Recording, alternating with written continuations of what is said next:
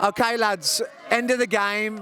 Obviously, amazing event for us. The first one we've done. Obviously, me and you, Glenn, have been speaking for a long time now, but I want to say thanks to the Saints, lads. But the thing tonight is raising money, obviously, for the foundations, but it's about Chris, who we're all, obviously, hold dear to our hearts. So just quickly, we've heard from the Midlands lads. Just tell us a little bit about your relationship and what Chris means to you and the Southampton boys. Well, personally, Chris means a lot to me, and I'll be forever grateful. I was playing lower league for 10 years, and Chris got the Southampton job, and I was his first signing in 1985, and I did okay for him, and I did okay for 7 or 8 years. So I'll be forever grateful for playing in that top league, you know, and yeah. Yeah. So that wasn't down to me. I was just finding my feet. Well, so he means a lot to me, and I think he did great. He was very unlucky. He was very different to the previous manager, and I think that hindered him really, because he wasn't a speaker, and he had some very good players, especially coming through, the youngsters like Tiz next to me, and we had a very exciting team, and he played exciting football, and I thought we were very unfortunate not to win anything.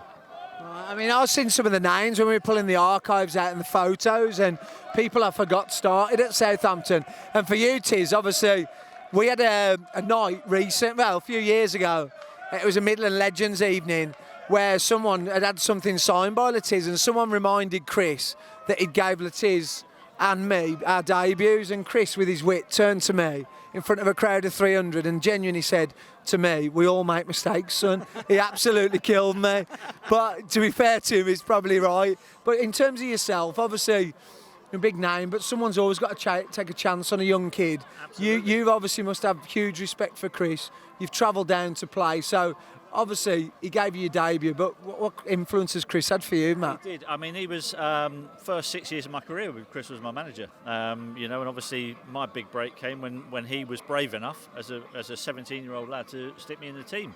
I know he had a youth team coach in Dave Merrington who was badgering him to get me in, but it still took a lot of balls, you know, to put someone in the team at that age and to have that faith in them. You know, gave me such a boost and gave my confidence such a boost. It was a brilliant start to my career.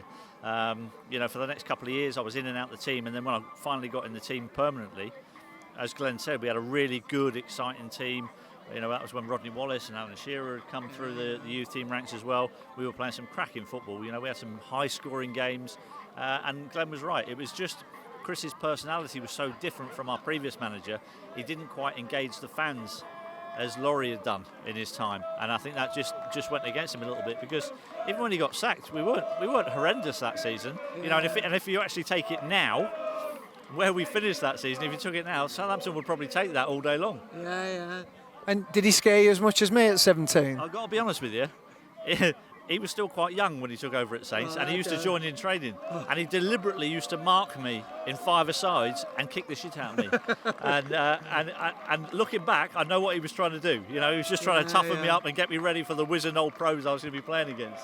Well, you know what? I mean, obviously, we've had stories, you guys, who've seen in the programme. I think it's been a great sort of tribute. Hopefully, we can come to Southampton for the next one and do it again. And he's obviously got this disease that's terrible, but he looks fit and healthy in himself. It's been great to see him around everyone, and Kathy and the family have said how much it's meant. So just on record on the video, you've been on that motorway for about 6-7 hours.